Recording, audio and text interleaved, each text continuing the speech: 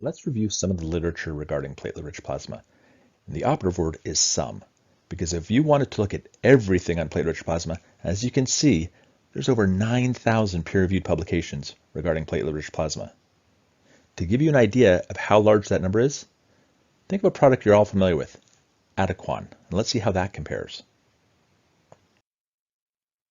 Orders of magnitude less information about Adequan than PRP. And that's not to pick on Adequan. It's just to say how much information has been published on PRP, how much we understand, and how many applications are available for it.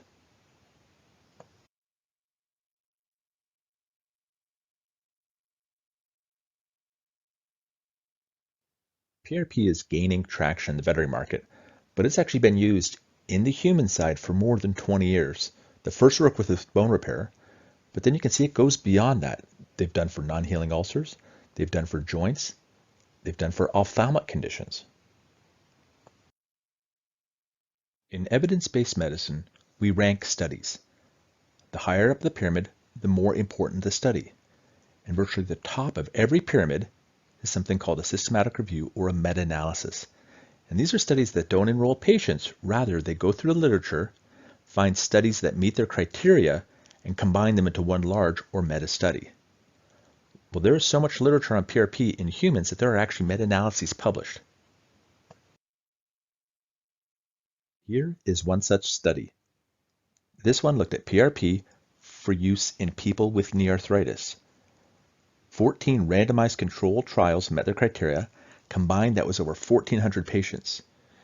These studies, some of them used controls, including hyaluronic acid, saline, ozone, or even corticosteroids. The study concluded that PRP was indeed effective for knee arthritis up to 12 months, but more so, it appeared to be even more effective than hyaluronic acid and corticosteroids. We will now discuss the use of PRP in veterinary medicine. We will begin with the horse and briefly cover some of the seminal papers that have been published. The first use of PRP in veterinary medicine came out of Arkansas. There, researchers used PRP to accelerate wound healing in horses. Suspensory ligament injuries are quite common in the horse, especially amongst breeds like standardbreds. Researchers at The Ohio State University showed that a single dose of PRP in conjunction with controlled exercise resulted in an excellent prognosis for return to racing. In a beautifully designed study out of the Netherlands, researchers used an equine model to show the mechanisms by which PRP can accelerate the healing of flexor tendons.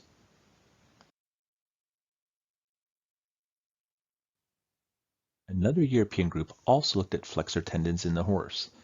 This time, researchers evaluated the use of PRP in racehorses with clinical tendinitis. They found that even with a shortened rehab time, they had a higher number of horses returning to racing. The intra-articular use of PRP in the horse was first evaluated in Spain.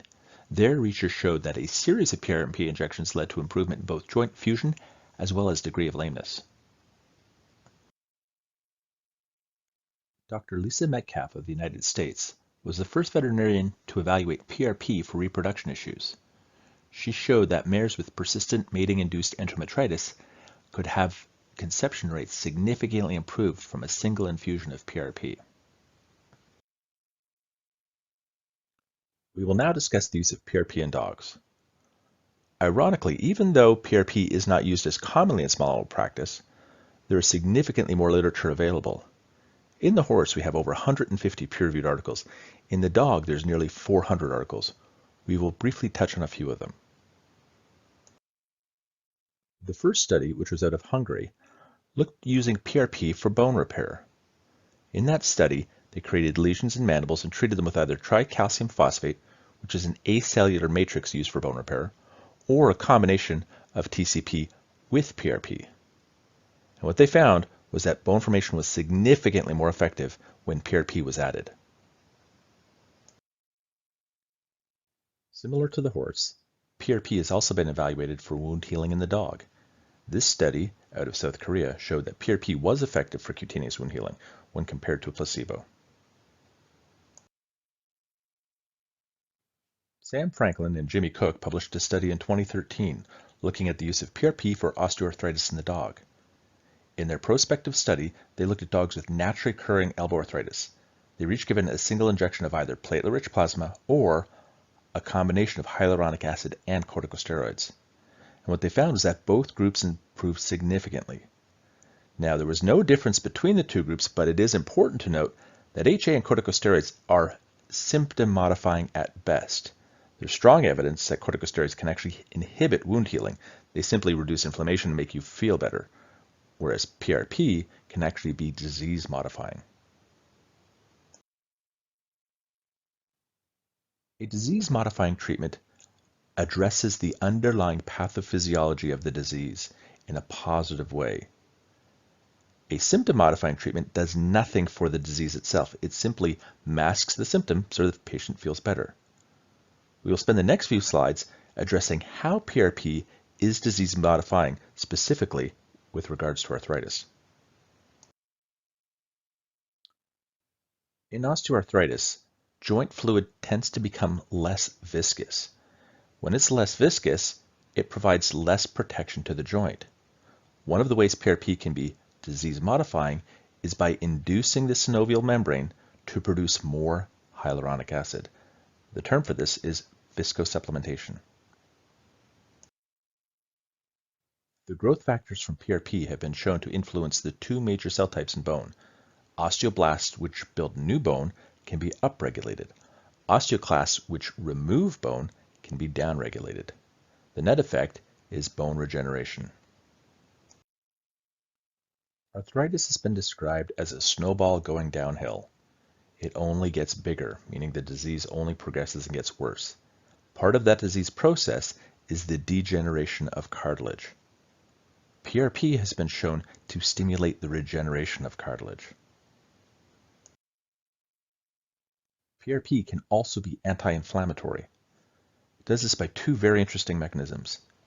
So in arthritis, the major mediators are interleukin-1 and TNF-alpha. These are bad guys. They make inflammation worse. It's pouring gasoline on your fire. Normally what would happen is interleukin-1 would bind to its receptor. This signals a cascade which tells the cell, make more inflammation. In PRP, there's a protein called interleukin-1 receptor antagonist, sometimes referred to as IRAP. Well, IRAP binds to the receptor, so when interleukin-1 comes along, its receptor is occupied, so it can't start that cascade. The net effect, less inflammation. TNF-alpha is similar. It's a bad guy that wants to bind to its receptor. In PRP, there's something called TNF-alpha soluble receptor. So now this is in solution. Instead of binding to the receptor on the cell, it binds to TNF-alpha, and it makes TNF-alpha basically a bigger molecule. So now this bigger conglomerate cannot fit into its receptor on the cell, but we have the same net effect, less inflammation in the cell. As previously mentioned, PRP is concentrated platelets. But you can also have red cells and you can also have white cells in there. And there's a lot of debate of how much do we want these different products to be concentrated. Before we get into that, let's just first talk about different types of injuries. An acute wound is not the same as a chronic wound. A clean wound is not the same as a contaminated wound. And you can have wounds that have acute components and chronic components. So does it make sense that one formulation of PRP is going to work for every scenario? Of course not. You should make PRP adaptable for the injury. Beginning with platelets. There's a good body of literature showing that platelet-rich plasma is in fact better than platelet-poor plasma. But there's also some studies showing that you can have too many platelets. Just like anything, you can have too much of a good thing.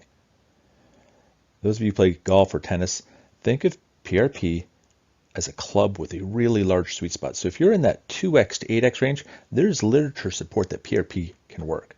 So if somebody's selling you a kit that says ours is great because it makes X concentration, there is no magic X concentration. We have a range that works. An excess of erythrocytes can lead to catabolism. This is not what we want. If you have PRP that's pink tinge, that's usually not an issue. But if you have a PRP that looks like frank blood, chances are you have too many red cells. White cells in PRP is a much more contentious topic. I've seen people in lecture state that white cells are the root of all evil. And they base that on an in vitro assay. Turns out that lecturer happens to be paid by a company that makes a PRP kit that can only make leukodepleted PRP. Well, there may be some instances where you don't want white cells, and that would be an acute injury. If you have a synovitis, a tendonitis, it's only a few days old, even a couple weeks old, it's still in an inflamed environment. It doesn't need any more white cells.